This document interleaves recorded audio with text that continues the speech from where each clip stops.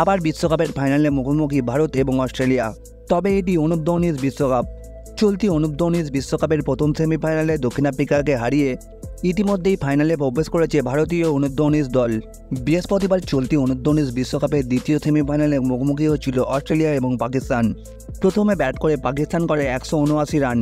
তাও দুর্দান্ত বোলিং করে ম্যাচটি জমিয়ে দিয়েছিল পাকিস্তানের বোলাররা। শেষ ওভারে জেতার জন্য অস্ট্রেলিয়ার দরকার ছিল 3 রান, হাতে ছিল একটিমাত্র উইকেট।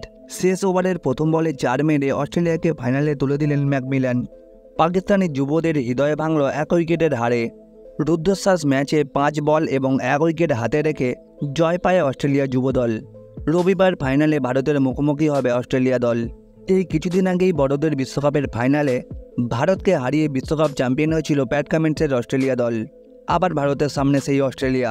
এবার ভারতের যুবদের কাছে সুযোগ থাকবে অস্ট্রেলিয়াকে ফাইনালে হারিয়ে রোহিত কোহলিদের হারের প্রতিশোধ নিতে।